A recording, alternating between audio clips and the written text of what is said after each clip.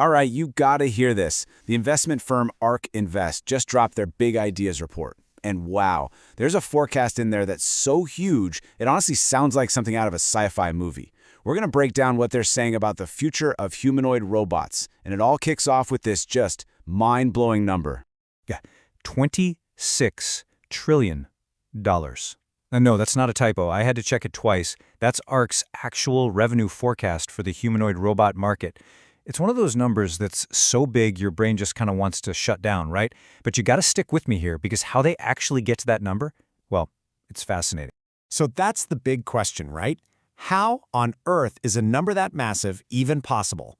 Well, the answer isn't just, building more of the same robots we've seen for decades. Nope. It's about completely changing the definition of what a robot even is. So, to get our heads around this, we first have to look back at the history of automation. See, for the last, 50 or 60 years, the word robot has meant something very specific, and that's all about to get thrown out the window. Just picture it. A giant, kinda dumb, robotic arm on a car assembly line. Its whole life, its entire reason for being, is to pick up one specific part and move it to the exact same spot. Over and over. Pick up, move. Pick up, move. It's super specialized for that one job, but it's completely useless for literally anything else. And that, for the longest time, has been the ceiling for automation. Until now. Okay, so the huge leap we're talking about here is the jump from that specialized dumb arm to a general-purpose machine that actually has a brain. We are moving from single-task equipment to AI-powered humanoid platforms that can learn, adapt, and do, well, pretty much anything. This comparison right here is what really made it all click for me. Think about it. The old industrial robot, it's like a computer from the 80s, It could do one or two things really well, like run a spreadsheet, but it was basically a locked box. But this new generation of humanoid robots, they're being framed as the smartphone, a general-purpose platform that can download new skills, connect to a huge network, and learn to do almost anything you can think of. And listen, this is not some pie-in-the-sky, far-off future stuff. While true humanoid robots are just starting to show up, the explosion of automation in industry is already happening and at a frankly shocking pace. Let's just take a look at one of the biggest companies in the world for a perfect example. Just look at this chart. In a little over a decade, Amazon's robot density, that's just a fancy way of saying how many robots they have for every 10,000 human employees, it has just gone through the roof. It's projected to be over 6,000 by 2025. That's a 5 times increase from 2014. This is not science fiction, people. This is happening right now in warehouses all over the world. And the trend is only getting faster. All right, let's circle back and go a little deeper on that smartphone analogy, because honestly, it's the single best way to really get your head around the insane scale of this opportunity. It all comes down to the difference between a specialized tool and a general-purpose platform. Think about it. A computer without the internet? It can run a few programs, sure, but a smartphone connected to the internet, wow. It can be a movie theater, a personal tutor, a navigator, a bank. It can be anything. And that's the massive leap we're talking about here. These new humanoid robots won't be built for just one job. They'll be platforms. Platforms capable of learning any task a human can do. And hey, if that jump sounds completely unbelievable, just consider this for a second. A modern smartphone, the one in your pocket right now, offers about 1 trillion times greater price performance than the world's very first digital computer, the ENIAC, which, by the way, filled an entire room. To put that in perspective, 1 trillion seconds is over 31,000 years. That's the mind-bending power of exponential progress, and it's exactly the kind of leap ARK believes is coming to the world of robotics. Okay, so with all that context in mind, let's finally get back to that jaw-dropping number, $26 trillion. Where does a number like that even come from? Well, ARK breaks it down into 2 massive but pretty distinct opportunities.